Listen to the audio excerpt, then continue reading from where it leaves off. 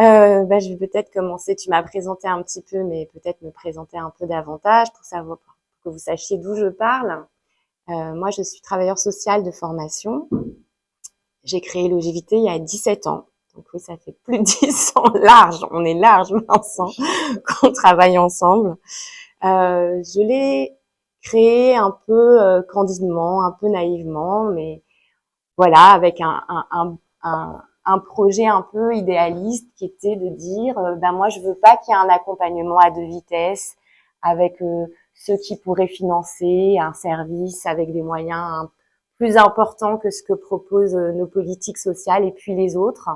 J'ai envie, quelle que soit la situation des gens, quel que soit leur état de santé, quelle que soit leur capacité financière, le fait qu'ils soient entourés, pas entourés, voilà, de les aider à rester vivre chez eux dans les meilleures conditions possibles, le plus longtemps possible.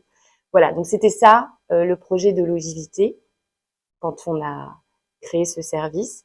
Et c'est 17 ans plus tard, toujours ça, le projet, euh, avec tous les bémols que vous imaginez, parce que s'il suffisait seulement d'avoir de la bonne volonté, on réussirait tout, mais évidemment, le quotidien il se met d'embûches, mais en tout cas, c'est notre cap.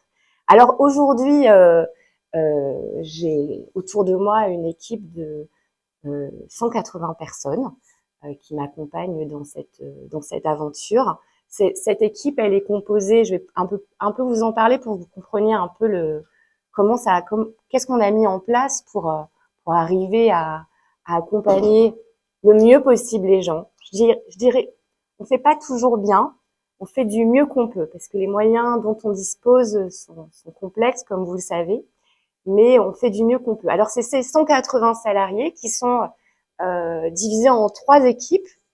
Bien évidemment, l'équipe qui vient le plus vite en tête, c'est les aides à domicile, les auxiliaires de vie qui sont un peu plus de 160 à Logivité et qui sont, je tiens vraiment à le souligner, en grande majorité à temps plein, avec des conditions de travail qui font que c'est qui font qu'elles restent voilà, qu'elles peuvent s'investir et rester longtemps sur ce poste. Voilà, c'est des postes qui sont proposés du lundi au vendredi pour celles qui peuvent pas travailler le week-end, des postes du week-end avec un peu de semaine pour avoir un temps plein pour celles que ça arrange finalement dans une vie familiale pour faire garder les enfants. Vous voyez, beaucoup de femmes, mais on a quelques hommes maintenant.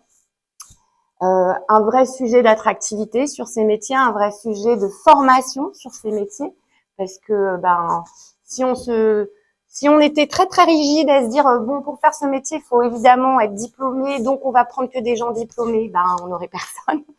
Donc il faut choisir des personnes qui se présentent aux entretiens avec vraisemblablement des prédispositions, des qualités, une intelligence, plein de choses comme ça qu'on pressent pendant l'entretien, les recruter et puis après, même si elles n'ont pas de diplôme, mais pas se contenter de cette situation et après évidemment les accompagner vers un parcours de formation et voilà.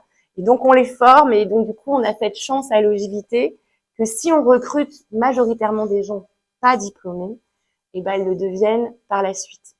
Donc ça c'est la première équipe qui paraît un peu évidente. Alors les auxiliaires de vie, qu'est-ce qu'elles font toute la journée? Elles se rendent au domicile de gens fragilisés. C'est beaucoup de gens âgés, mais on n'y va pas parce qu'ils sont âgés. On y va parce qu'ils sont malades ou en situation de handicap et tout ça, parce qu'il y a des gens âgés qui sont en pleine forme, ils n'auront jamais besoin d'un service d'aide à domicile. Donc des gens, voilà, âgés mais malades ou en situation de handicap, des gens jeunes en situation de handicap, des gens malades, on l'espère de façon momentanée. Des fois, on est très heureux de plus avoir à intervenir auprès de ces personnes parce qu'elles se sont rétablies. Donc une multitude de situations. Et dans ces situations, des gens qu'on rencontre haut en couleur, un peu décalés, un peu compliqués, un peu voilà. Et c'est de ça dont on va un peu parler plus tout à l'heure. Donc voilà, l'équipe d'auxiliaires de vie. Vous avez une autre équipe que dans les autres services, on appelle les responsables de secteur. Mais à l'OJVT, on les appelle pas les responsables de secteur, on les appelle les travailleurs sociaux. Parce que moi-même, étant travailleur social de formation, je me suis improvisée quand j'ai créé ce service responsable de secteur. Et en fait, la tâche d'un responsable de secteur, c'est globalement de rencontrer les gens et d'organiser la venue de l'aide à domicile et la planification de l'aide à domicile. Et puis le suivi, bien sûr, c'est déjà un gros morceau. Les gens qui font ce boulot, c'est déjà des warriors, hein, parce que ils ont une charge mentale importante quand même à porter et voilà. Mais nous, on a rajouté encore un peu plus sur les épaules des gens qui occupent ce poste. J'avais envie, et je trouve que c'est ça aussi qui donne beaucoup de sens à ce qu'on fait, qu'on regarde d'une façon très globale la situation des personnes qui nous étaient confiées, comme un travailleur social le fait. C'est-à-dire que quand on arrive au domicile de quelqu'un qui nous sollicite, lui ou sa famille, pour mettre en place un soutien à domicile quotidien, eh ben, on va servir à plein d'autres choses. On va d'abord être les décodeurs de l'action sociale pour les gens, parce que il existe plein de choses dans notre pays, même si on râle et que ça paraît insuffisant, etc. Quand même peu de métiers, peu de pays qui proposent voilà, une telle politique sociale, et ça, c'est vraiment important de toujours l'avoir en tête. En plus, on est à Paris, donc il y a des aides extra-légales qui viennent s'ajouter aux possibilités nationales. En plus, à Paris, il y a un super maillage professionnel, et bon, c'est pas à vous que je vais l'apprendre, mais du coup, le service d'aide à domicile est rarement seul une solution. Il nous faut la force, la présence des autres professionnels et des autres partenaires pour arriver à bien accompagner, sans quoi voilà, le peu de situations où on est tout seul, c'est très très rude. Et donc voilà, le travail de cette deuxième équipe de travailleurs sociaux, c'est celle-ci. Voir de façon globale la situation des gens, et puis, très très important, et du coup on amorce un petit peu le sujet qui nous anime ici, ils vont pas se contenter d'aller voir ce qui est déjà un gros morceau, d'aller voir et de mettre en place. Ils vont rester le lien, le référent de la personne rencontrée et de sa famille tout le long de notre intervention. Si elle dure quelques semaines, quelques mois, quelques années, eh bien ce sera toujours ce travailleur social de l'équipe de l'OJVT qui est venu la première fois, qui répondra voilà, aux questions, aux nécessités de changement de situation, d'adaptation et tout ça. Donc un lien se fait aussi avec cette personne-là, avec ce professionnel-là. Et il y a une troisième équipe qui est très très propre à l'OJVT, qui est pas très joli ce nom, mais j'ai pas trouvé de meilleur nom. Ça s'appelle le pôle gestion du quotidien, parce qu'en fait, il faut imaginer que dans un service d'aide à domicile, rien ne se passe jamais comme prévu. Tout est, voilà, on a beau s'organiser, on a beau faire de notre mieux, on a beau se dire tel auxiliaire de vie ira chez tel monsieur et puis nanana, tout est imprévu et il faut en fait arriver à s'adapter. Et en fait, quand on a créé ce service, au début, il n'y avait pas cette équipe et du coup, on était sans arrêt retardés. On n'arrivait pas entre les imprévus et ce qu'il fallait, les nouvelles situations et les choses qu'on avait prévues, c'était impossible d'arriver à gérer les deux. Donc, on a scindé en deux. Et donc, il y a d'un côté ce pôle gestion du quotidien qui est constitué de coordinateurs sociaux, c'est comme ça que je les appelle, qui sont les couteaux suisses d'un service d'aide à domicile, les MacGyver, c'est-à-dire qu'ils vont trouver des solutions dans l'urgence, ils vont bricoler des choses pour apporter une première réponse. Je vous donne des exemples concrets. Une auxiliaire de vie, son petit est malade, elle doit se rendre chez 5 personnes. C'est ces coordinateurs qui vont appeler ces 5 personnes ou leurs familles pour les prévenir de l'absence de l'auxiliaire de vie et demander s'il y a besoin d'un remplacement et trouver dans l'urgence un collègue, une collègue qui est pas très loin, qui va pouvoir au pied levé assurer ce remplacement. Ils vont servir de GPS aux auxiliaires de vie qui sont perdus. Ils vont servir de négociateurs à une vieille dame, un vieux monsieur qui veut pas ouvrir sa porte. Ils vont servir de consolateurs à une famille qu'on aura gros sur le cœur et qui nous appellera. Vous voyez, donc ça c'est cette équipe que j'appelle en fait aussi des sprinteurs, parce que vous voyez, il faut faire vite. L'équipe des travailleurs sociaux, c'est un peu des marathoniens, c'est du travail au long cours. Voilà, une fois que l'urgence est gérée, le coordinateur va dire à son collègue travailleur social, là, il y a peut-être un truc qu'il faut revoir, réadapter le planning, peut-être revoir avec l'auxiliaire de vie. Donc voilà un peu comment marchent ces trois équipes. Et c'est vrai que on a rarement en tête l'équipe en coulisses. Et on imagine que l'auxiliaire de vie, et c'est parfois le cas dans d'autres services ou dans d'autres organisations, est seul, travailleur isolé, face à toutes les difficultés qui peuvent se présenter dans son métier. C'est pas le cas à l'OJVT. Je reviens un petit peu en arrière pour vous parler des auxiliaires de vie, pour vous dire que depuis le début, on a compris que c'était un métier qui reposait d'abord et avant tout sur le lien. Et que ce qui était le plus important dans ce que nous faisions et de ce qu'elle faisait en particulier, c'était le lien qu'elle allait établir avec les personnes qui lui seraient confiées. Donc nous, dans notre fonctionnement, et on est très nombreux maintenant comme service d'aide à domicile à penser les choses comme ça, eh bien, l'auxiliaire de vie, elle va tous les jours se rendre chez les mêmes personnes. Et donc, elle va tisser un lien de confiance, elle va connaître les habitudes de la personne auprès desquelles elle se rend. Elle va, voilà, elle va voir, voilà, elle va sentir plein de choses. Enfin, en tout cas, à chaque fois que les auxiliaires de vie sont en difficulté chez nous, c'est parce que elles remplacent une collègue au pied levé, qu'elles se rendent chez quelqu'un qu'elles connaissent pas, et c'est très compliqué, et souvent personne n'est content en fait. Ouais, même si tout le monde est très gentil, c'est voilà, c'est-à-dire que c'est je trouve assez intéressant de voir les choses de ce point de vue-là, qu'en fait tout est une histoire de lien et tout. En fait,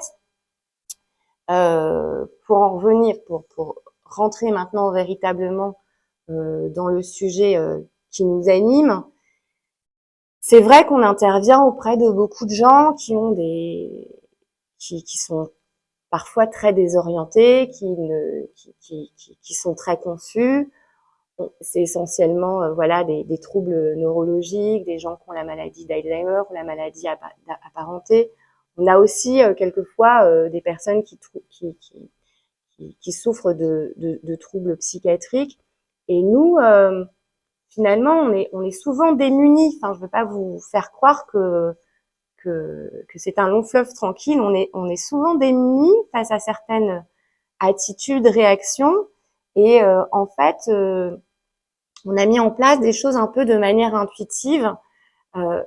Déjà parce que par rapport à la famille, ce qui est un peu plus facile pour nous, c'est que même s'il y a une dimension affective importante, on n'est pas la famille, hein, même si on a de l'attachement et de l'affection, quoi. Je sais que c'est souvent, moi, quand j'étais en formation de travailleur social, c'était parfois un gros mot de dire qu'on s'attachait aux gens, mais moi, je crois que c'est un moteur à partir du moment où on a une juste place. À partir du moment où, malgré l'attachement qu'on peut avoir, on est en capacité de réconforter, de soutenir, qu'on se retrouve pas soi-même effondré, parce que si on est soi-même effondré, on est personne. Donc ça, c'est ce juste curseur là qui nous faut trouver. Et finalement, on n'est pas là. On essaie très rarement. Enfin, en tout cas, quand des fois on a essayé, on a vu que ça fonctionnait pas. On est parti sur d'autres pistes. On essaye très rarement de raisonner les gens quand ils nous disent des choses un peu invraisemblables. Et en fait, Vincent m'a demandé d'insister beaucoup sur toutes les situations, sur des vraies histoires, quoi. Et c'est vrai que, alors, il y a tout ce que les auxiliaires de vie arrivent à mettre en place parce qu'elles connaissent vraiment les gens qui leur sont confiés, et du coup elles savent quand il y a des grosses crises d'angoisse qui se matérialisent sur des choses qui sont pas cohérentes. Mais en tout cas, l'angoisse, elle est bien présente. Elles arrivent à trouver, grâce au fait qu'elles les connaissent bien, à trouver le mot l'histoire, l'action qui va les apaiser. Et, euh, et du coup, les gens, en fait, les gens qu'on accompagne ou leur famille, parce qu'on a aussi des aidants qui sont pas forcément des aidants. Je pense que vous en avez aussi des aidants qui peuvent être au même. Alors quand les aidants sont des aidants, ben c'est super parce que c'est très précieux. C'est quand nous on est voilà qu'on est un peu à court d'idées, c'est vrai qu'on peut les aider, mais parfois aussi on a des aidants très fragiles qui sont eux-mêmes dans des situations où ils sont un peu perdus. Et donc, bon, en tout cas, quand ils nous ont repérés, ils ont compris qu'il y a l'auxiliaire de vie, il y a cette équipe de sprinteurs, cette équipe de marathoniens. Et il y avait une dame, depuis elle est décédée, mais elle avait un vrai sujet. Elle voulait absolument aller à la banque. Et en fait, elle avait été mise sous protection parce qu'elle était vraiment très fragile et c'était vraiment terrible pour elle parce qu'en fait, elle avait été de nombreuses fois voir son banquier et puis le banquier n'en pouvait plus. Donc du coup, il y avait interdiction de revenir. Et donc l'aide à domicile me disait, mais Daphna, comment je fais parce que la dame, elle veut absolument aller à la banque et tous les jours, je lui dis, alors tous les jours, elle trouvait des astuces parce que rappeler à la dame qu'elle était sous protection, ça ne donnait aucun résultat et puis ça faisait beaucoup de peine à la dame, donc on s'était dit qu'on allait arrêter de lui raconter ça. Et donc tous les jours, elle rusait en disant que la banque était fermée, que ceci, que cela. Mais là, elle m'avait appelé en me disant, je sais plus quoi lui dire. Et donc j'ai dit, bah écoutez, passez-la à moi parce que j'essayais de l'aider. Et la dame me dit, mais qui vous êtes? Alors j'essaye d'expliquer que je travaille avec son aide à domicile, s'appelait Marie. Je travaille avec Marie. Mais qui vous êtes? Je suis Daphna.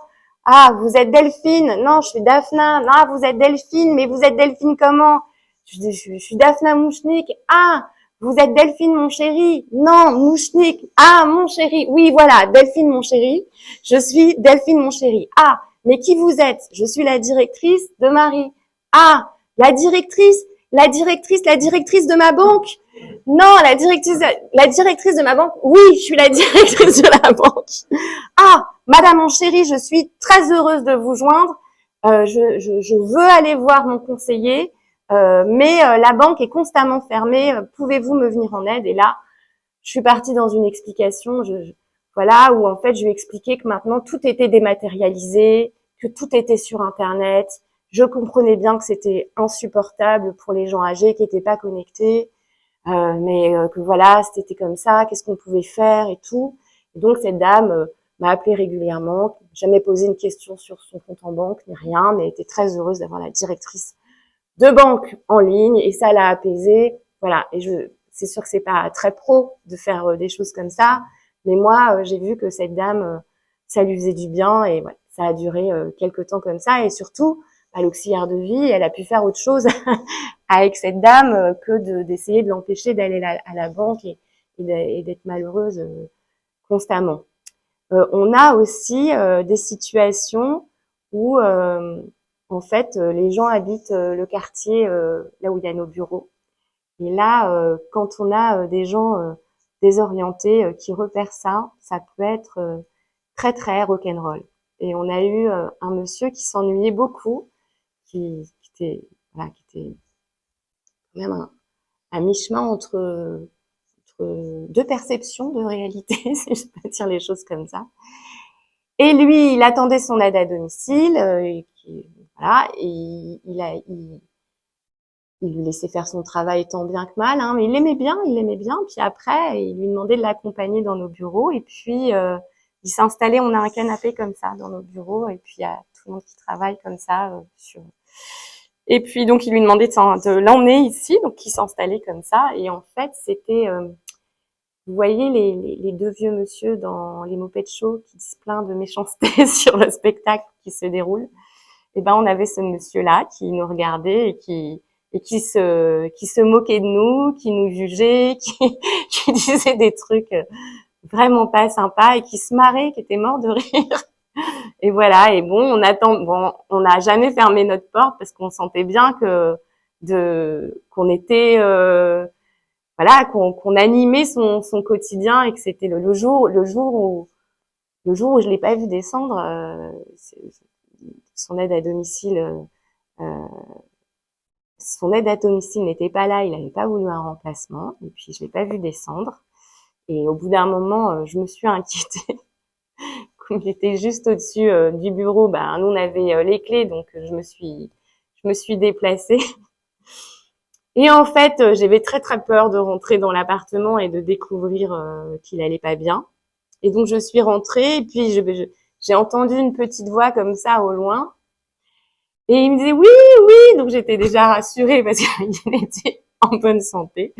Et j'ai trouvé un monsieur tout nu dans sa baignoire. Il avait pris un bain et il avait pas réussi à en sortir. Et il avait eu la bonne idée de mettre constamment de l'eau chaude. Quand même, j'avais trouvé ça hyper malin. Et tout nu dans sa baignoire, il m'a dit bonjour, comment allez-vous? Il m'a fait un baise-main parce qu'il était très comme ça.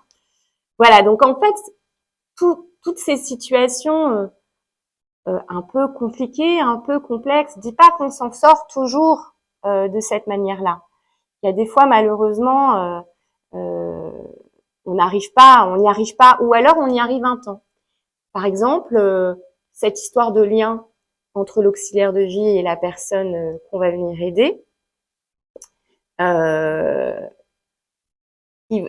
on va peut-être mettre un peu de temps avant de trouver le bon duo. Et il va falloir qu'on se décourage pas tout de suite. C'est-à-dire que l'auxiliaire de vie va arriver, elle va essayer de commencer à rencontrer la personne et à tisser, voilà, elle essayer de comprendre ce qu'elle peut faire auprès de cette personne pour l'aider au mieux. Bon, il y a des fois ça va très mal se passer, une fois, deux fois. Soit c'est la personne elle-même qui va nous dire je vais la voir, jamais je n'ouvrirai pas ma porte.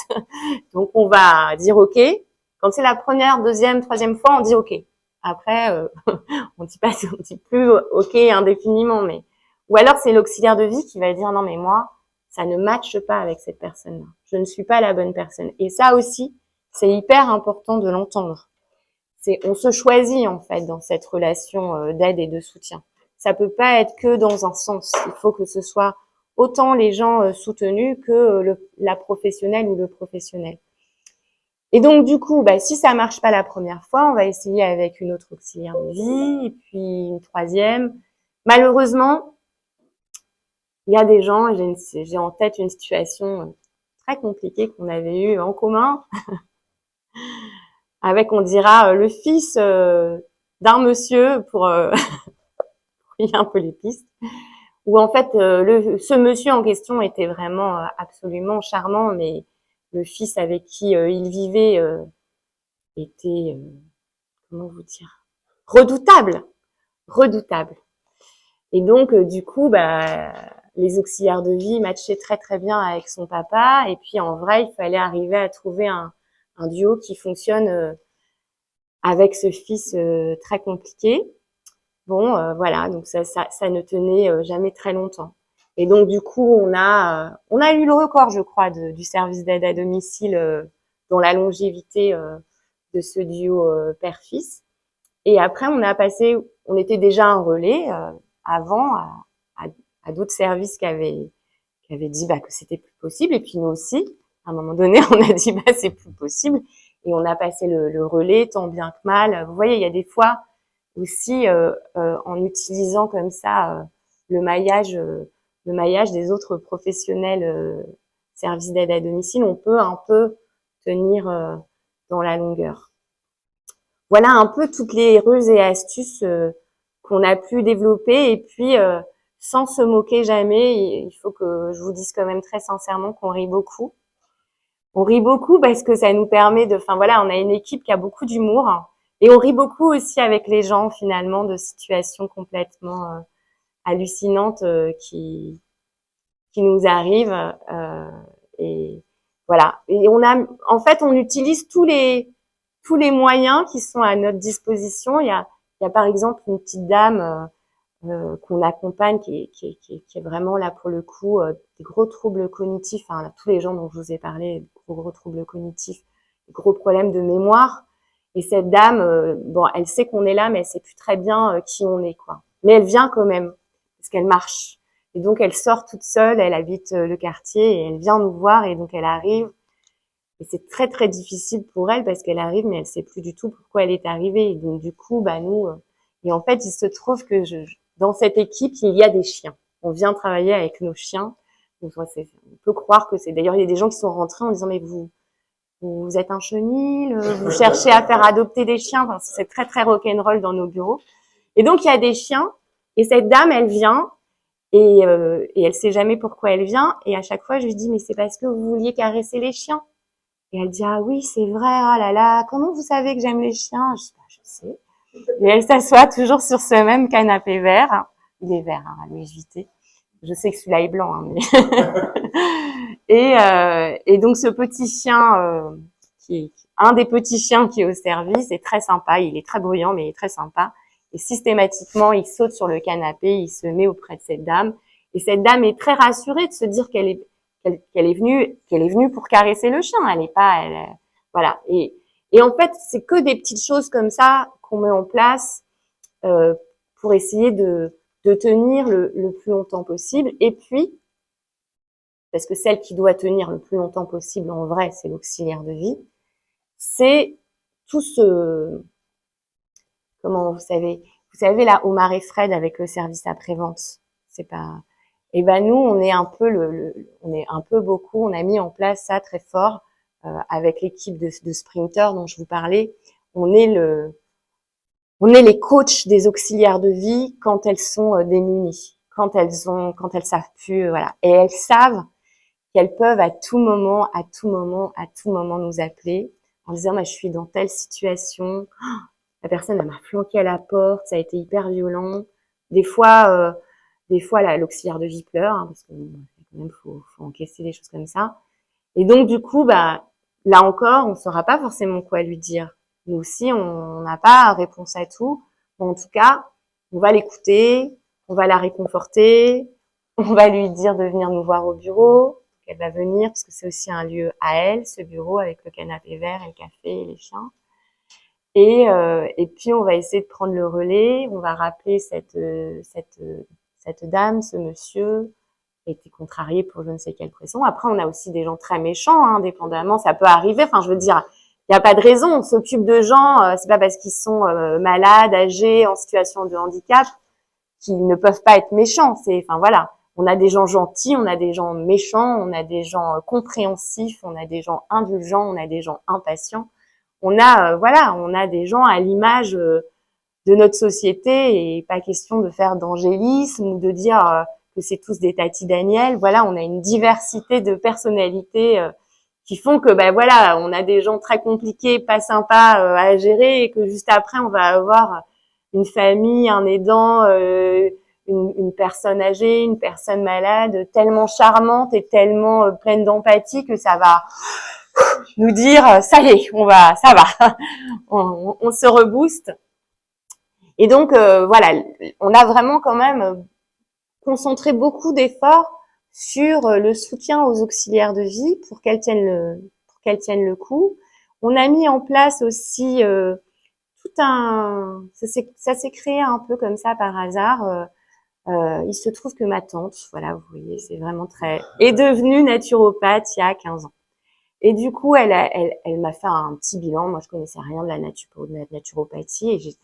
Et en fait, c'est que de la prévention, c'est que faire attention à soi, à bien manger, à bien dormir, à gérer son stress et tout. Et je me dis, mais c'est exactement ça qu'il faut aux auxiliaires de vie. Sauf que, en vrai, c'est des trucs qui coûtent super cher et qui sont pas accessibles à cette catégorie socio-professionnelle très souvent. Donc, j'ai recruté ma tante. Et donc on a commencé à réfléchir à comment on pouvait accompagner les auxiliaires de vie.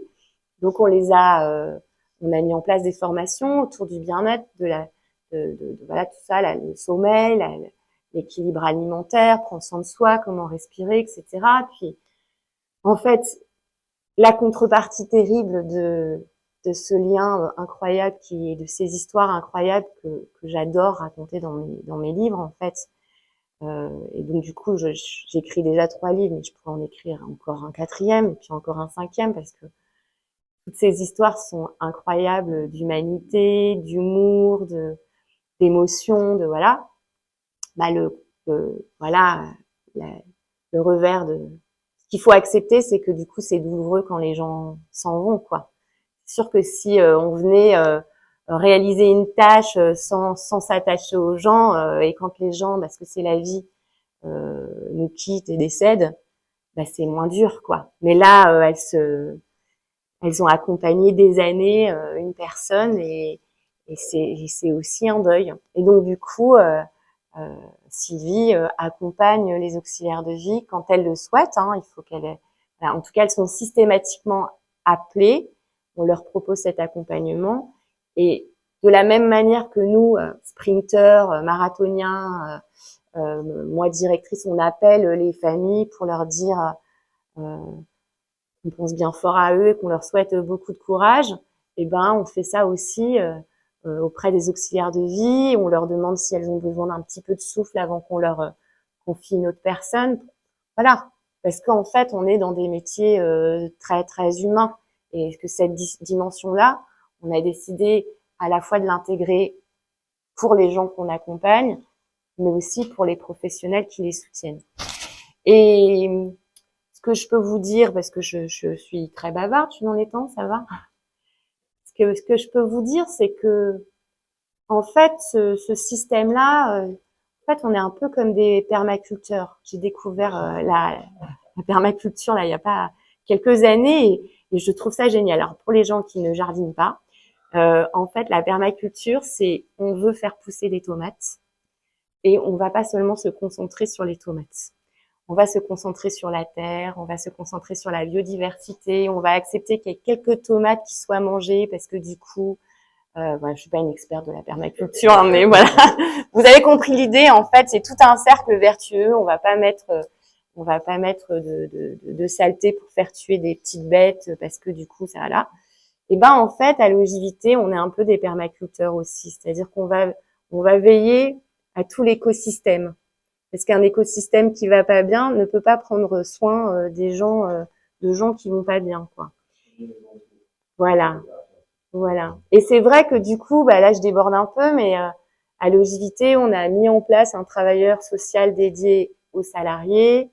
On s'est soucié de comment on prend le contre-pied de cette image déplorable que le grand public a de ces métiers aux conditions de travail comme on l'imagine, comme on l'imaginerait, déplorable, avec un travail fractionné, tout ça. Ben nous, on s'est dit, faut qu'on prenne le contre-pied de tout ça. Faut qu'on propose des vrais emplois du temps viables, compatibles avec une vie personnelle. Il faut qu'on soit à l'écoute des difficultés qu'elles peuvent rencontrer. Et c'est pas bon, c'est vrai que c'est sympa. Enfin, je veux dire pour soi-même, ça nourrit. Enfin, en tout cas, moi, j'adore faire ça. J'adore aussi accompagner mon équipe. Mais c'est pas seulement pour se donner bonne conscience. C'est, à mon avis, vraiment comme ça qu'il faut travailler pour accompagner la population. Et c'est quand même un beau constat de se dire que tout est dans tout et qu'en prenant soin les uns des autres, on arrive à mettre en place un service qui, voilà, malgré toutes ces imperfections, parce que je vous raconte ça, j'ai oublié de vous raconter toutes les galères invraisemblables, voilà, enfin, bien sûr qu'il y a des moments où ça foire, bien sûr où il y a des fois où on commence avec une auxiliaire de vie, puis en fait, on s'est trompé dans le recrutement, c'était pas la bonne personne, alors on en met une deuxième, et puis elle nous annonce qu'elle est enceinte, qu'elle doit s'arrêter, alors on en met une troisième, et puis en fait, elle est pas d'accord parce que c'est pas dans son secteur, oui, parce qu'on sectorise, elle travaille dans le même secteur. Et donc, du coup, il peut y avoir des gens, les pauvres, qui démarrent avec nous, avec 3-4 aides à domicile, puis des fois, ils sont super fâchés, puis ils arrêtent, quoi. C'est aussi une réalité où il y a des fois où l'aide à domicile, ben voilà, ça va pas du tout, elle a un comportement, voilà, bon, parce qu'on la connaît pas encore bien, parce que ça a été une erreur de casting, que du coup, on va falloir qu'on mette fin à la période d'essai, enfin, voilà, on a toutes ces catastrophes-là. Il y a des fois où on gère un emploi du temps pour les vacances. On croit que on n'est pas, on a eu le temps de tout préparer bien en avance, on n'est pas dans l'urgence et patatras, la remplaçante aussi elle est malade et donc du coup rien ne se passe. Voilà, parce que je veux pas vous faire croire que dans mon service on n'a pas toutes ces galères. Mais notre force à nous, c'est de savoir qu'on va avoir tous ces problèmes-là et de se dire que notre travail, c'est vraiment de les résoudre. Voilà, de les résoudre, quoi qu'il arrive. Et puis, de reconnaître qu'on a eu tort, qu'on n'a pas bien fait, de dire qu'on est désolé. D'ailleurs, je crois que j'ai jamais dit autant, j'ai jamais dit autant, pardon, je suis désolée pour des choses que j'avais pas forcément mal fait, mais ça s'était mal passé et que les gens ont besoin de l'entendre. Voilà. Voilà comment on gère. En ce moment, là, pour vous raconter des petites actus qui se passent en ce moment vraiment au service, on a un monsieur pour lequel on va commencer à travailler. Et nous, comme on travaille beaucoup pour des gens qui n'ont pas de sous, faut qu'on attende le feu vert de la prise en charge et tout ça. Et ce monsieur, visiblement, est très impatient qu'on commence. Et le problème, c'est qu'on n'a pas il n'y a pas une urgence absolue à ce qu'on commence. Il faut qu'on aide ce monsieur, mais on n'a pas encore le retour de la passe, un monsieur âgé. Et donc, on peut pas commencer, sinon il va se retrouver avec une facture, ce monsieur. Et il nous appelle 15 fois par jour. 15 fois par jour. Et il nous engueule. Il est pas du tout attachant. Il nous engueule en disant vraiment, vous êtes vraiment incompétent, qu'est-ce que vous faites, etc., etc. Et c'est vrai que c'est pas facile, quoi, pour l'équipe. D'abord parce que ce monsieur, il embolise le téléphone et donc il chope quelqu'un qui est en même temps sur un remplacement, sur un autre truc où il doit prévenir l'aide à domicile et tout, et qu'il y a ce monsieur à qui on a dit 20 fois, 40 fois, 50 fois qu'on attendait le retour de la part, mais en fait, il sait pas qui c'est la part, il sait pas, voilà, il a juste capté notre numéro de téléphone. Il a juste capté que nous on décrochait tout le temps. Ça aussi c'est vraiment, c'est une force et une faiblesse aussi des fois parce que les gens comprennent bien qu'on décroche tout le temps. Et donc voilà. Et ben l'équipe naturellement voit le numéro s'afficher et puis dit bon allez, c'est moi, je prends. Pour pas que ça soit toujours la même qui s'épuise à voilà. Et puis ben on a essayé plusieurs techniques, on a essayé de le raisonner, on a essayé de lui expliquer. On a essayé un peu de dire mais enfin, non, ça n'a pas du tout marché. Alors des fois ça marche, mais avec lui ça n'a pas du tout marché. Donc maintenant on dit bah oui, oh là là, on est hyper désolé, bah oui, oui, puis bon voilà après. Donc je ne sais pas comment ça se passera avec ce monsieur quand il aura vraiment son aide à domicile. Est-ce qu'il continuera à nous appeler? Est-ce que voilà, il y a une dame, bon elle est décédée depuis vraiment, je suis mignonne, qui pensait qu'on était l'horloge parlante. Donc elle nous appelait plusieurs fois par jour pour juste savoir quelle heure il était. Peut-être que d'autres se seraient fâchés en disant mais arrêtez maintenant, c'est quand même pas notre travail de vous donner l'heure. Bah nous on était vachement contents de lui dire. En plus elle nous prenait une demi-seconde. Bonjour, il est quelle heure? Ah voilà, bah je vous souhaite une bonne journée. Ok. Bon, c'est juste la fois où elle m'a appelé sur la ligne d'urgence au milieu de la nuit pour savoir quelle heure il était. Et en fait, je pense qu'elle avait l'heure parce qu'elle croyait qu'il était 3 heures. En fait, il était 3 heures du matin. Voilà, bon, j'ai appris à couper le téléphone la nuit, ça c'était vraiment tout au début. Voilà, enfin, voilà toutes les ruses et astuces qui sont pas très professionnelles, j'en conviens. On a mis en place pour accompagner les gens, mais qui font qu'on s'en sort plutôt bien, plutôt bien. C'est intéressant, je vais faire une petite relance justement sur ça n'est pas très professionnel. Ça l'est, hein, on s'entend bien. Mais c'est vrai que par rapport aux enjeux et on a parlé pendant que je me suis absenté, mais tu as aussi été représentante au niveau syndical. J'en ai pas parlé. Et tu t'es engagé aussi dans les travaux sur le CNA aussi. L'attractivité des métiers. Ouais. Et que précisément, moi, je te connais, donc ça fait 10 ans, j'étais en voie publique sur combien de temps, mais c'est quand même un enjeu, et c'est une phrase, c'est une locution qui revient souvent, la professionnelle. Et je trouve ça intéressant, c'est-à-dire que quand même, tu as l'impression presque de devoir justifier pour c'est pas très professionnel. Si, ça est vachement. Mais ça a toujours fait partie des trucs où je dirais, nous, on milite aussi pour ça, c'est-à-dire que ce soit reconnu comme faisant partie de la profession des aides à domicile. Et il y a ce truc-là, c'est-à-dire que moi, le JBT, parce que j'ai tenté de travailler avec d'autres services d'aide à domicile, on entend que pour toi, au centre, il y avait la relation. Le reste, tu l'as construit autour.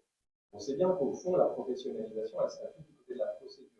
C'est vrai, voilà, la base. Et puis autour, il faudra construire une relation de qualité. Mais c'est vrai qu'on a cette impression, et quand tu le racontes, que vous avez fait l'inverse. Vous avez d'abord construit la relation, puis après, vous avez construit la profession. Tu es d'accord avec cette C'est tout à vision-là? fait ça. C'est tout à fait ça. Mais je pense que c'est aussi lié au fait, comme je le disais un peu en introduction, que je me suis improvisée dans ce métier. Moi, je suis donc vraiment travailleur social depuis toujours, mais au départ, je travaillais pour les enfants et j'étais dans la fonction publique territoriale. Donc ça a été vraiment un grand écart. Et j'ai découvert en fait cette population à travers une première petite expérience dans un autre service qu'on avait cofondé, puis à Logivité. Et donc ben, voilà que on a bricolé. Et en fait, j'avais l'impression de bricoler parce que j'avais l'impression que j'étais dans une certaine forme d'amateurisme. Mais en réalité, j'ai compris qu'en fait, c'était tout ce secteur qui était dans une situation très compliquée, avec des moyens, voilà, limités. Quand je parle de moyens limités, c'est que, je vous le disais un peu en préambule, on intervient quand même beaucoup plus pour des gens âgés que pour des gens en situation de handicap. Qu'il se passe un truc terrible dans nos politiques sociales, c'est que si je fais par exemple, un AVC à 59 ans, je suis une personne en situation de handicap, je vais donc bénéficier de la prestation compensatrice du handicap et ça va être plutôt bien calibré le soutien à domicile qui va m'être financé. Voilà, si vraiment je peux plus rien faire physiquement ou si je suis complètement perdue, désorientée, l'aide humaine qui va m'être proposée va être plutôt bien financée et en temps suffisant. Je fais ce même AVC et je suis dans le même état. Passé 60 ans, je dépends de l'APA. Et donc l'APA, bah, au mieux, j'ai 2 heures ou 2 heures et demie par jour. Et donc du coup, c'est très souvent que les auxiliaires de vie, en fait, au lieu d'avoir 5, 6, 7 heures par jour auprès d'une personne, elles ont 1 heure le matin, 1 heure le soir. Et donc du coup, elles vont faire au mieux. Et parfois, d'ailleurs, ça c'est vraiment difficile parce qu'il y a des gens qui essayent de ruser pour les garder le plus longtemps possible. Et donc, évidemment, au moment où elles doivent partir, parce qu'elles doivent se rendre chez quelqu'un d'autre en plus, ils vont dire ah mais attendez, il faut que vous m'aidiez à faire ça. Et puis j'ai besoin de ça. Et puis finalement, je me rends compte que j'ai faim. Et voilà. Donc du coup, des situations comme ça où elles sont vraiment tiraillées. Enfin, quand je vous dis qu'on a le sentiment de pas pouvoir bien faire, c'est vraiment d'abord et essentiellement sur cette notion de temps qu'on passe avec les gens. Voilà. Il y avait une question, je rappelle d'ailleurs aux participants en ligne, vous pouvez tout à fait poser vos questions dans le QR pour questions et réponses. C'est Julia qui, je pense au moment où tu parlais de Sylvie et de la naturopathie, vous êtes dans une approche One Health. Oh là, moi je suis pas du tout anglophone, hein. Ça veut dire Wallen. Ouais. C'est une santé. Ah. Ça doit être une approche de la santé. Ah. On n'a pas d'expert. Alors, si Julia veut préciser sa question, qu'elle n'hésite surtout pas. On est perdu. En tout cas, l'idée, c'est vraiment effectivement de garder les gens en bonne santé. Ouais. Et en fait, c'est ça qui est assez frustrant. Il faut quand même savoir que le médico-social en général et le domicile, les professions du domicile en particulier, en tout cas dans le soutien aux personnes fragilisées, nous sommes les champions de France des accidents de travail, de l'épuisement, de licenciement pour inaptitude, pas inaptitude, qu'est-ce que je raconte pour on n'est plus en état de travailler, donc du coup on est dans un secteur qui casse des professionnels involontairement évidemment, alors même qu'on manque de professionnels, alors même que ils annoncent que d'ici 2030, moi je me lance dans des chiffres, il faut jamais faire ça, mais il faudra plus de 120 000 auxiliaires de vie, si c'est pas plus. Méfiez-vous toujours des chiffres que je vous donne. 120 000, c'est à minima, à mon avis. Donc, on sait, et d'ailleurs, moi, je vous le dis, dans mon service, il manque, avec tout ce que je vous ai raconté, 5 postes d'auxiliaire de vie là en ce moment. Et ça, voilà, ça bouge. Malgré, alors pourquoi il manque 5 postes? Non, c'est ça que je voulais dire. Il manque 5 postes, malgré le fait que moi, j'ai très très peu de turnover dans mon équipe. J'ai très très peu de gens, voilà, dans cette généralité du secteur que je vous expliquais. Grâce à tout ce qu'on a mis en place, là, grâce à enfin, comment disait la dame, là, je vais pas le dire en anglais, c'est pas grave. Tout ça, ça a vraiment, quand je vous dis, de très belles vertus, mais comme on nous confie tous les jours de nouvelles personnes, eh ben, les emplois du temps des aides à domicile sont pleins. Et donc, du coup, il nous faut recruter des nouvelles personnes pour les remplacer. Et puis, on est pro-formation, donc aussi, on les envoie en formation. Et quand elles partent en formation, il faut les remplacer. Et puis, on a des femmes, donc elles font des bébés. Et elles partent en congé maternité, donc il faut les remplacer. Donc, voilà. Et donc, c'est ça qui fait qu'on a toujours des postes vacants et que on a un mal fou à, à à fidéliser, on y arrive. Une fois qu'elles sont avec nous, voilà, on les. Mais cette vision vraiment complètement catastrophique et délétère, qui se nourrit de choses vraies, mais qui sont quand même aussi beaucoup en train de changer parce que on est quand même de très nombreux directeurs à faire ce que je suis en train de vous dire. Le JVT, c'est pas, on n'est pas les seuls à s'être dit comment on fait pour prendre le contre-pied.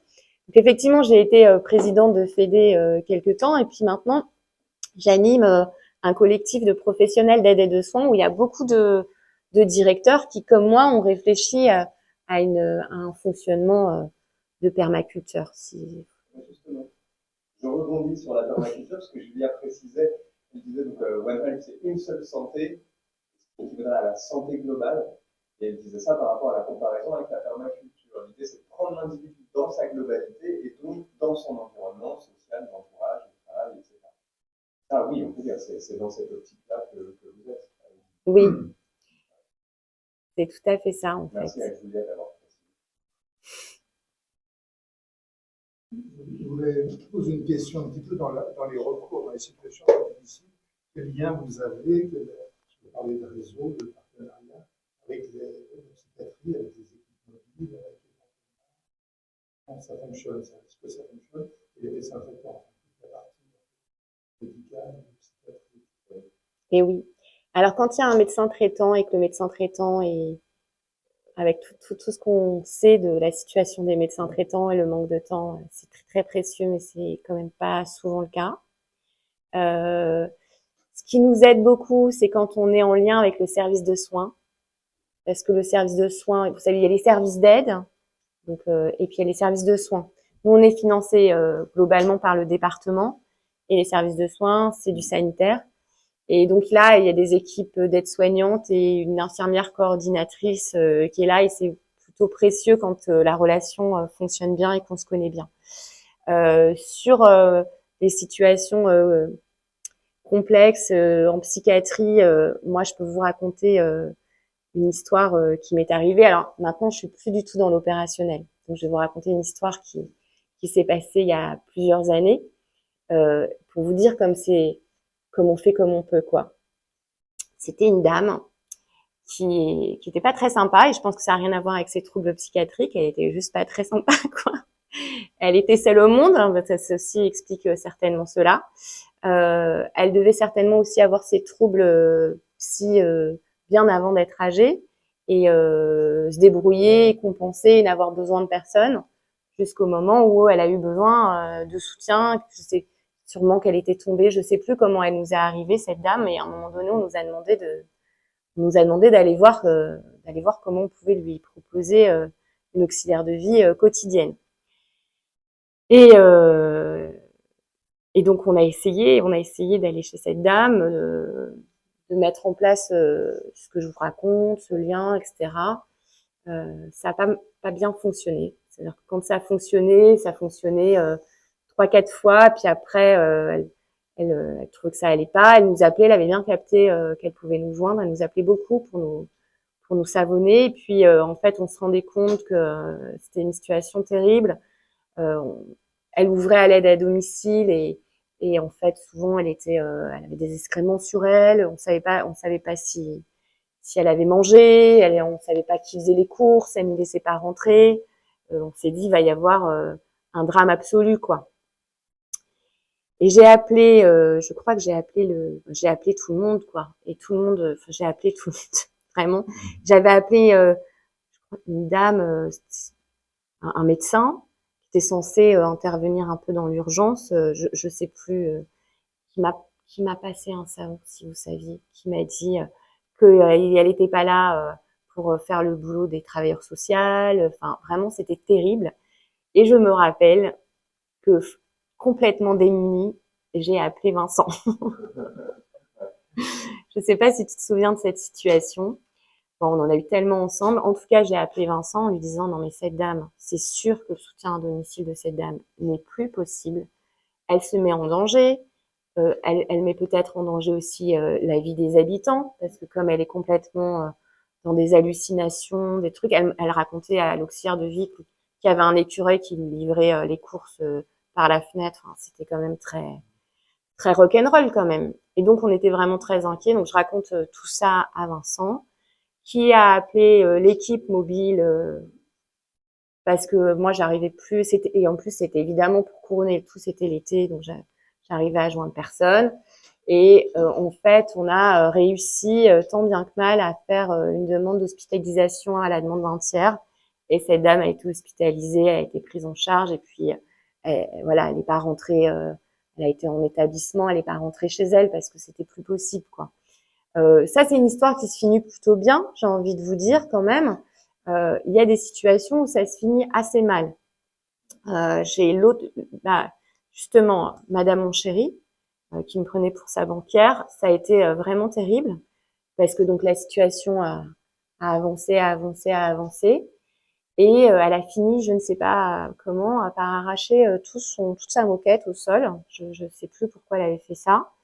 Et a plus du tout faire la différence entre son appartement et le reste des parties communes de l'immeuble. Donc c'était très très compliqué pour les voisins.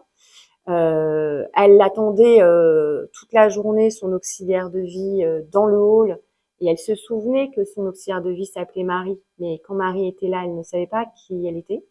Donc c'était vraiment hyper triste et on avait fait un signalement depuis un petit moment au procureur de la République pour qu'il y ait une mise sous tutelle, voilà. Et puis on pensait vraiment que pareil, le soutien à domicile dans ces conditions était plus possible, hein, parce que on n'a aucun mal à dire que dans certaines situations, il ne faut plus que les gens vivent seuls, quoi. Et là, ça a été vraiment dur parce que il y a un médecin expert qui a été nommé et on l'attendait comme le Messie. Et je ne sais pas comment c'est possible, mais ce jour-là, cette petite dame, elle allait bien. Elle s'était faite toute jolie. Je sais pas comment, elle avait capté et tout. Et donc le médecin qui est venu une fois, ce médecin expert, il a vu cette petite dame toute charmante et tout, qui disait qu'elle voulait vivre chez elle et pourquoi on l'embêtait, et tout ça, qui nous a passé un savon aussi pareil en disant mais vous m'avez fait déplacer pour rien. Et donc elle dit qu'elle pouvait continuer à vivre à domicile et on a essayé de faire des recours, mais le temps qu'on fasse des recours, la dame est tombée chez elle et elle est restée longtemps au sol. Je crois qu'elle a passé la nuit au sol, donc évidemment elle a été hospitalisée et elle est décédée à l'hôpital, quoi. Vous voyez, bon voilà, c'est quand je vous disais que je voulais pas faire d'angélisme dans ce que nous vivions au quotidien, et même si j'en parle avec beaucoup d'enthousiasme, voilà, c'est aussi ces situations-là auxquelles on est confronté. Et en fait, ce que je peux vous dire, c'est que cette notion de lien, elle est vraie entre l'auxiliaire de vie et la personne qu'on accompagne. Elle est vraie entre l'auxiliaire de vie et l'équipe du bureau. Elle est vraie entre la personne qu'on soutient et l'équipe du bureau. Elle est vraie entre sa famille, hein, et elle est aussi vraie entre nous et les partenaires avec qui on travaille. Et quand on se connaît bien et qu'on travaille en confiance et qu'on sait, voilà, dans la situation de cette dame, le fait que Vincent connaisse notre travail, que je connaisse Vincent, ce lien-là a permis le déblocage de la situation. Ce qui est compliqué, c'est que on va d'une manière générale, le médico-social va pas très bien, les travailleurs sociaux vont pas très bien. Il y a quand même beaucoup de turnover de la part des assistantes sociales à l'hôpital et tout ça. Donc, moi, je me rappelle d'une assistante sociale avec qui j'ai commencé à travailler, qui était à l'hôpital Saint-Antoine et qui partit à la retraite il y a pas très longtemps. Ça a été, voilà, dès que j'avais elle savait, je savais que je pouvais l'appeler. Enfin, il y avait ce lien, quoi. Et dans d'autres services, ça changeait tout le temps et on n'arrivait pas à cranter. Donc vraiment, cette histoire de lien, quand vraiment, pour moi, bien sûr qu'il faut du professionnalisme, bien sûr qu'il faut de la compétence, bien sûr qu'il faut de la distance, bien sûr qu'il faut prendre de la hauteur sur ce qu'on vit, mais ce lien et cette relation, elle est indispensable à tous les niveaux, à mon sens. Moi, je crois que la vérité, c'est que de toute façon, même quand on est venu en disant le professionnalisme, c'est pas d'engagement, dès que vous mettez deux êtres humains ensemble, je veux dire, il y a une relation qui s'établit. Et donc, c'est vraiment le dénier tout le temps. Mais c'est la réalité que dans le milieu du travail, on fait ça. Le professionnalisme, c'est l'interroger, et c'est cette petite danse que vous décriviez tout à l'heure de la juste place, le moment où vous êtes pris dans l'émotion. Je suis psychologue, hein, donc on n'est pas de... où vous êtes pris dans l'émotion, et ça, il n'y a pas de contrôle là-dessus. C'est le travail que vous allez faire pour vous en dégager, pour penser ce qui s'est passé là, et qui tout d'un coup vous a rencontré. C'est ça. Donc, vous êtes juste lucide, c'est comment ça marche le travail. Il me semble. Je crois. C'est la force du collectif. Parce que dans ce que raconte Daphne, moi j'entends toujours il y a toujours un moment où quelqu'un vient interroger le tu es. Voilà. Et même toi, dès le début, tu n'as jamais été toute seule en fait, à l'utilité, mais même, on va dire, tu n'as jamais été toute seule dans ta tête. Ça n'a jamais toute seule dans ma tête. Tu avais toujours quelqu'un avec toi qui me disait, c'est sûr, là, et tu es obligé d'interroger, ça ne veut pas dire que tu ne vas pas continuer à faire ce que tu fais. Et moi, c'est ce que j'ai tout de suite aimé. Et tu parlais du canapé, voilà, moi, c'est un canapé vert en rigidité. C'est tout un poème, en plus, moi, j'adore la rigidité. Un, je suis invité permanent pour le café. Deux, on a toujours des super histoires à me raconter. Et ça, c'est absolument génial. Et trois, c'est un peu la surprise de qui tu vas trouver dans le canapé. Ça peut être effectivement une auxiliaire qui est là. Ça peut être un patient, ça peut être un chien, ça peut être Timothée, qui tu veux. Voilà. Et c'est un vrai bonheur, ce truc-là, en fait, cette espèce de surprise permanente. Et puis, ouais, il y a pas mal de responsables de travailleurs sociaux avec qui j'ai été amené à travailler, donc on se donne des nouvelles, des situations. C'est vraiment précieux. Et ouais, moi je sais que ça a vraiment participé de ça, c'est ce collectif-là. Il y a un truc, on va dire, à l'unité, moi j'ai toujours perçu à quel point personne ne travaille tout seul. Mais c'est assez rare, c'est-à-dire qu'il y a quand même aussi une pression, et notamment au développement dans certains services de la devenir quelque chose. Je vais en venir, il y a une question là, qui fait que, bah oui, pour développer une activité, pour ouvrir une nouvelle agence, avoir un nouveau secteur, etc., il y a quand même des gens qui sont obligés de partir en éclairage, et ils bossent tout seuls, dans certains. Pas l'agilité. Et donc, j'en viens à ça, parce qu'il y a la question du financement, donc c'est Alette qui demande comment parvenez-vous à financer ces équipes complémentaires à l'équipe des auxiliaires de vie, et puis des formations. Mais je me le demande tous les jours comment j'y arrive. Et franchement, quand je parle avec le comptable, on a un expert comptable et je me dis, mais il doit y avoir un truc magique ici, c'est pas possible. En fait, donc je vous explique comment on est financé. En fait, les services d'aide à domicile, et ça c'est vrai partout, ne vivent que grâce aux heures qu'on facture. L'auxiliaire de vie, elle fait 1 heure, on facture 1 heure. Donc, tout le travail en coulisses, les coordinateurs dont je vous parle, les travailleurs sociaux dont je vous parle, la naturopathe, le travailleur social dédié aux salariés, les formations qu'on met en place, les loyers, les matériels informatiques, le prestataire informatique, on a le même. Mais il le fait pas gratuitement. Il a fait un temps quand même. Hein. Merci. Mais bon, voilà, maintenant, c'est son travail, donc je le rémunère aussi pour ça. L'expert comptable et toute son équipe de comptabilité, tout ça. Et j'oublie tous les jours. C'est marrant, il y a des mois chez vous. Tout ça, ça coûte vraiment très, très, très. Moi, j'ai halluciné en fait. Et puis il y a toujours moi, quand j'ai créé Logivité, je connaissais vraiment rien. Et à un moment donné, on est devenu plus de 50 salariés. On m'a dit, ah, mais Daphna, là, t'es plus de 50 salariés, faut créer un CE. Ah, ok, d'accord. Et c'est quoi? Donc, du coup, hop, ah, ben, il y a une taxe, machin. Ah, mais là, t'es passé à temps. Il y a une taxe transport. Ah, ok, d'accord, ok. Bon, voilà. Donc, c'était donc, ça coûte effectivement très, très cher, tout ça. Et, tout ça doit rentrer dans le coût horaire de l'heure. Et en plus, parce que ça serait trop facile sinon, on a décidé qu'on serait sur les tarifs de l'APA et de la PCH. Donc, on n'aurait pas des tarifs libres. On dirait pas exactement, pour s'en sortir, il faudrait que notre heure, elle coûte tant. Non, on s'est dit, faut qu'on fasse avec, écoutez bien, quand on a commencé, l'heure, elle était à 17 euros. Il y a 17 ans, je sais pas, 17 et quelques. Donc, là, maintenant, heureusement, il y a une des ministres du secteur qui a dit non, mais là, quand même, parce qu'en plus, le tarif, il change d'un département à un autre. Moi, j'ai fait le choix de rester qu'à Paris.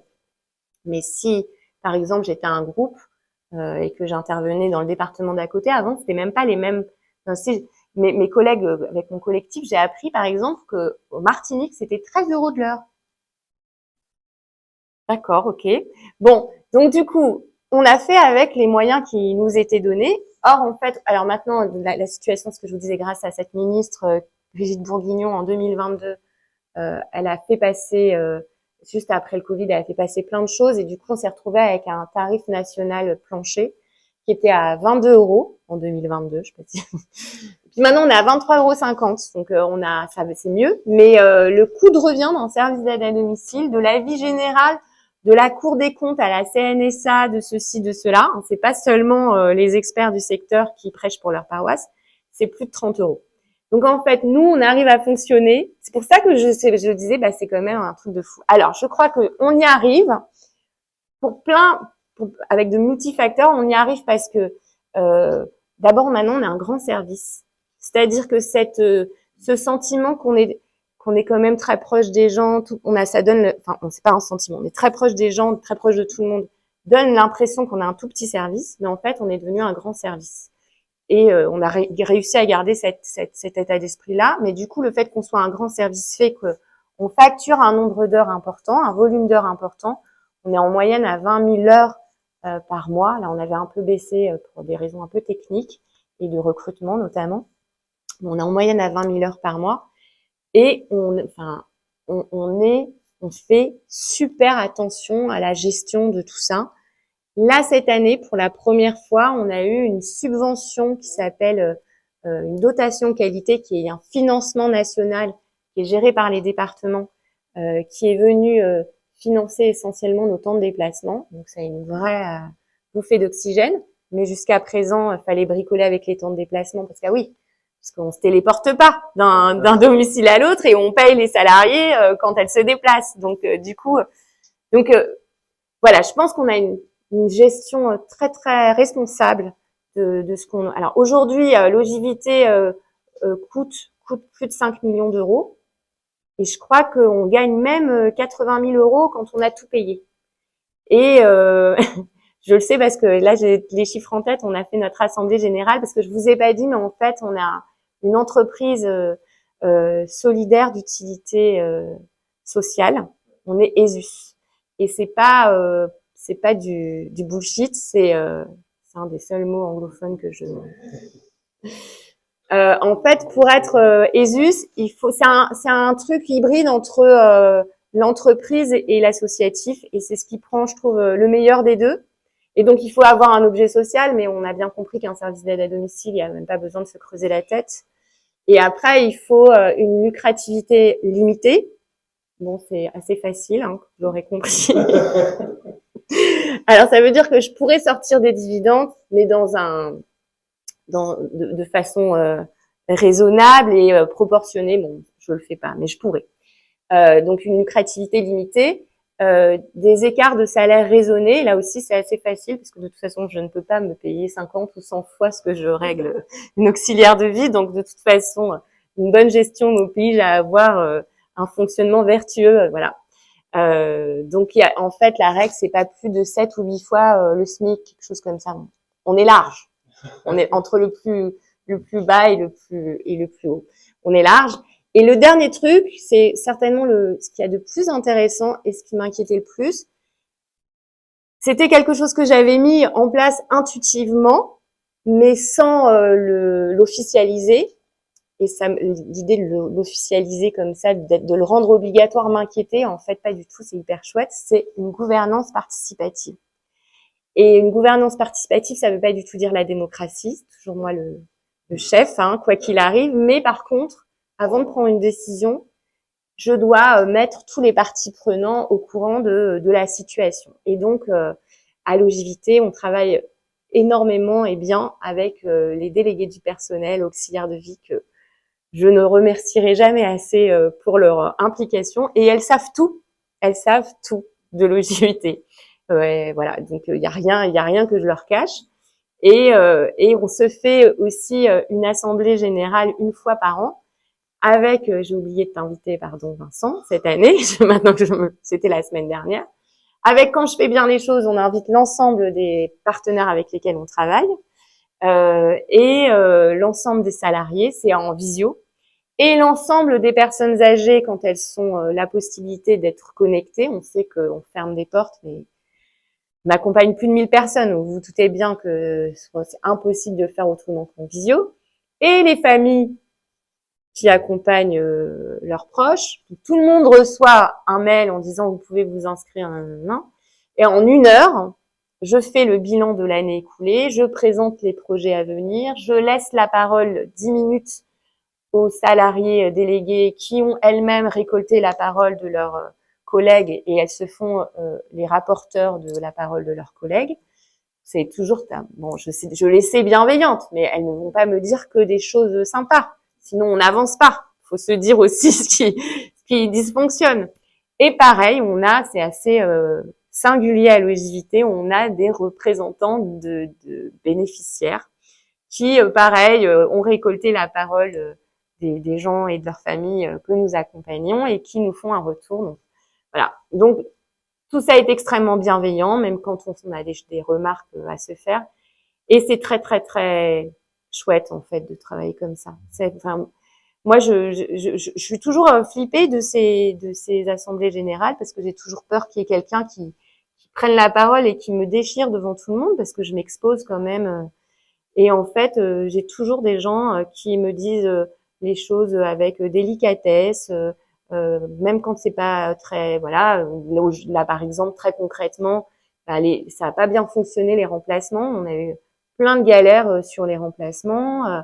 Et ben fallait le dire, c'est bien. Enfin voilà. Et puis il y a des auxiliaires de vie qui passent leur temps au téléphone. Ouais, c'est pas bien. Bah voilà. Donc, mais à côté de ça, globalement, la déléguée des bénéficiaires disait qu'on était hyper gentils, hyper disponibles, que c'était super parce que c'était toujours la même aide à domicile avec qui elles avaient tissé un lien, que quand il y avait des problèmes, on était réactifs et tout ça. Donc c'est bien de s'exposer à des critiques et des remarques parce que en vrai, quand on fait bien les choses, c'est toujours mesuré, quoi. Voilà. Ouh là là, tu tournes le dos et hop. Bah, c'est Marie-Pierre en plus. Bonjour Marie-Pierre. Marie-Pierre. Ah, Marie-Pierre, c'est vrai, bonjour. Alors Marie-Pierre, bonjour. Pour avoir dans une autre vie connue des services d'aide à domicile et notamment organisé un partenariat, parce que Marie-Pierre travaillait beaucoup à Est, il existe une grande disparité. Il existe une grande disparité entre ceux-ci en termes d'ambiance et d'état d'esprit, en plus de statuts différents, plus ou moins bien intégrés au paysage des professionnels intervenants sur un territoire donné.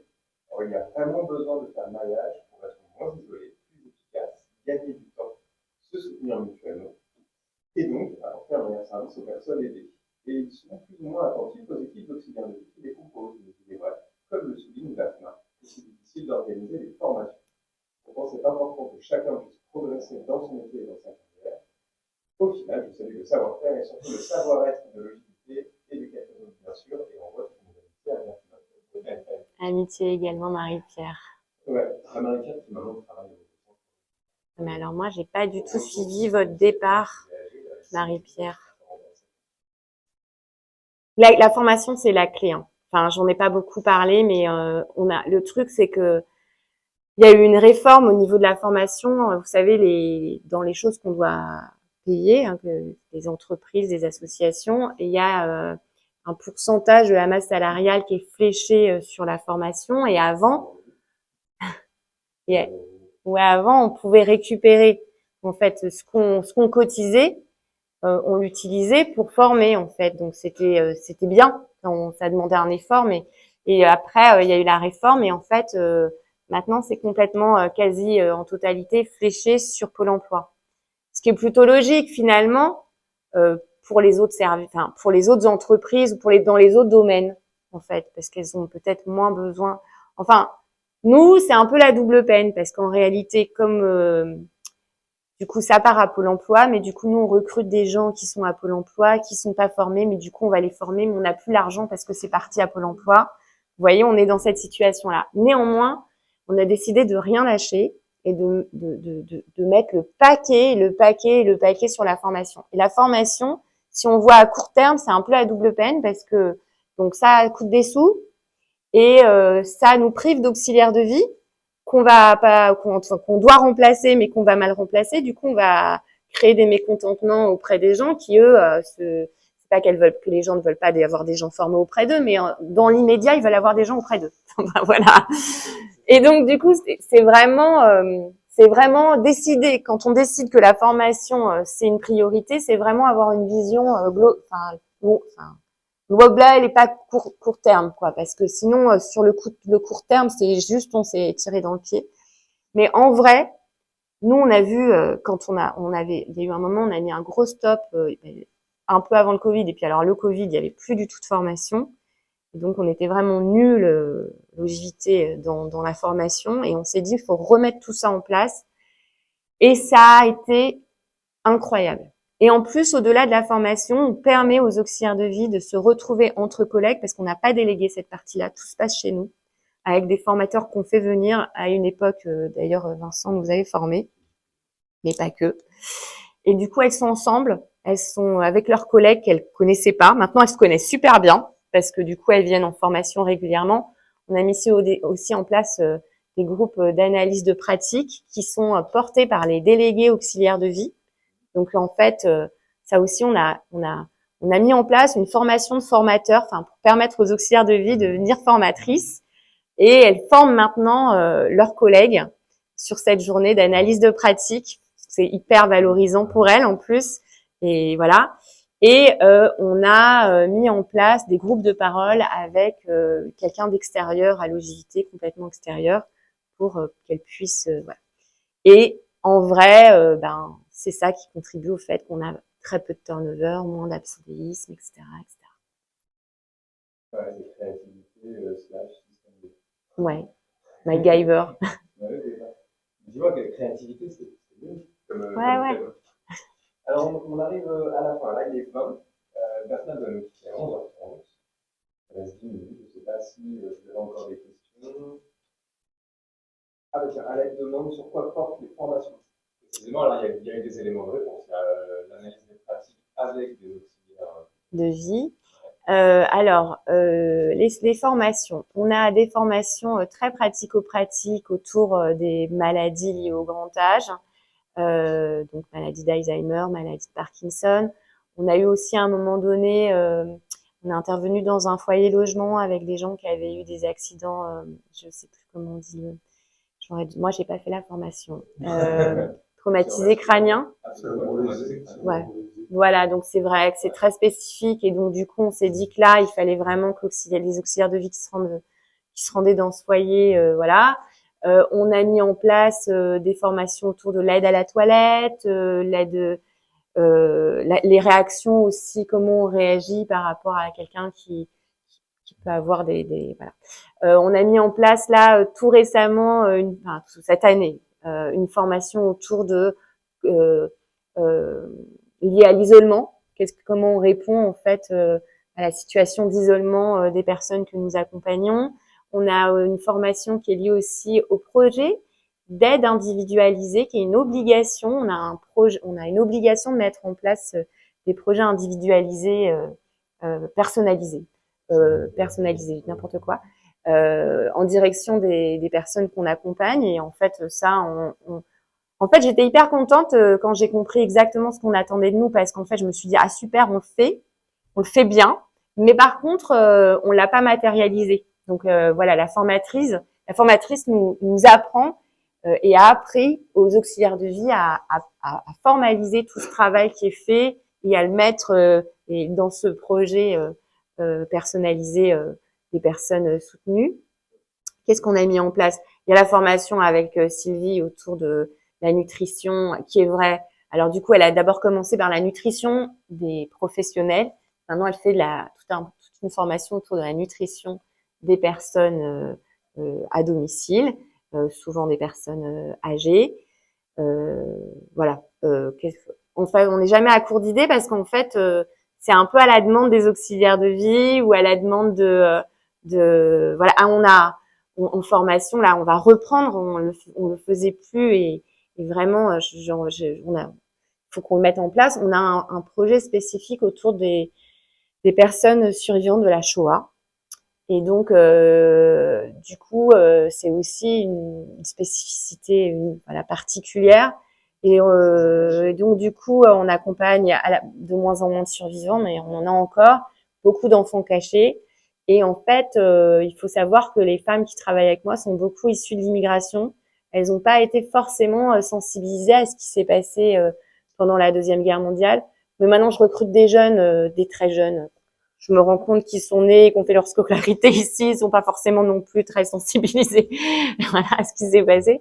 Et donc, ces formations, elles sont assez fantastiques parce qu'en fait, l'histoire des femmes qui travaillent avec moi, qui sont souvent stigmatisées, victimes de racisme, malheureusement, qui ont dû fuir une situation compliquée. J'ai des histoires un peu dingues aussi autour des sans-papiers que je éventuellement. Voilà, des trucs de fou. Et en fait, du coup, des gens très, très différents, avec des âges différents, des cultures différentes, des pays différents, des vieux monsieur français juifs avec des jeunes femmes camerounaises catholiques, des jeunes hommes algériens, musulmans, voilà. Tout ça fait résonance. C'est-à-dire qu'en réalité, ils ont plein de points communs. Mais ça s'accompagne. Enfin, c'est-à-dire que généralement, leur humanité font qu'ils le pressentent déjà. Et quand on met là-dessus des petites touches avec un historien, avec le mémorial de la Shoah qui explique, etc., ça donne des choses fantastiques qui, au-delà même finalement de l'accompagnement, contribuent concrètement à une des missions qu'on s'est fixées à l'OSJT, qui est la lutte contre le racisme, l'antisémitisme et la xénophobie. On n'aura jamais été autant d'actualité malheureusement que ces dernières semaines. Mais vous voyez, en fait, peut-être que j'ai une vision très idéaliste de mon service, mais c'est tellement le monde dans lequel j'aimerais vivre en vrai, ce qui se passe dans ce service. Enfin voilà, c'est essayer de trouver des petites choses qui font qu'on se rappelle et qu'on se reconnaît dans les autres, où on a cet écho d'humanité en toutes circonstances. Voilà.